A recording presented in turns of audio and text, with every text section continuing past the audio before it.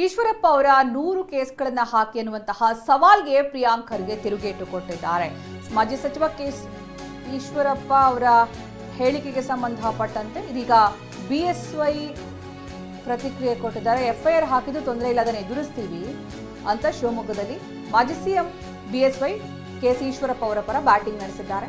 KC Eshwarappa ಹೇಳಿಕೆಗೆ ಅಪಾರ್ಥ ಕಲ್ಪಿಸೋದು ಬೇಡ, ಈಶ್ವರಪ್ಪ ಹೇಳಿಕೆಯನ್ನ ಸುಖಾಸುಮ್ಮನೆ ತಿರ್ಚೋದು ಬೇಡ, ಎಫ್ಐಆರ್ ಹಾಕಿದ್ರೂ ತೊಂದರೆ ಇಲ್ಲ, ಅದನ್ನು ಎದುರಿಸ್ತೀವಿ ಅಂತ ಬಿಎಸ್ವೈ ಹೇಳಿದ್ದಾರೆ. ಶಿವಮೊಗ್ಗದಲ್ಲಿ ಮಾಜಿ CM BS Yediyurappa KC Eshwarappa ಅವರ ಪರ ಬ್ಯಾಟಿಂಗ್ ನಡೆಸಿರುತ್ತಾರೆ. ಅವರು ಹೇಳಿದಂಥ ಮಾತನ್ನ ಬೇರೆ ಅಪಾರ್ಥ ಕಲ್ಪಿಸೋ ರೀತಿ ಎಲ್ಲರೂ ಮಾತಾಡ್ತಾ ಇದ್ದಾರೆ.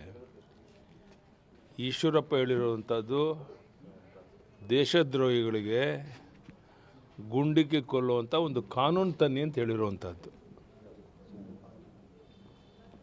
ಆದ್ದರಿಂದ ಇವತ್ತೇನು ಅವ್ರ ಬಗ್ಗೆ ಟೀಕೆ ಟಿಪ್ಪಣಿಗಳು ಅಪಾರ್ಥಗಳು ನಡೀತಾ ಇದೆ. ಅವ್ರು ಹೇಳೋದಕ್ಕೂ ಇದಕ್ಕೇನು ಸಂಬಂಧ ಇಲ್ಲ.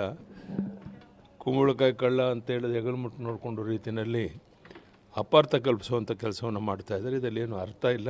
ಏನು ತೊಂದರೆ ಇಲ್ಲ. ಎಫ್ಐಆರ್ ಹಾಕಿದ್ರೆ ಕಾನೂನು ಚೌಕಟ್ಟಲ್ಲಿ ಏನು ಬೇಕೋ ಅದನ್ನು ಎದುರಿಸ್ತಾರೆ.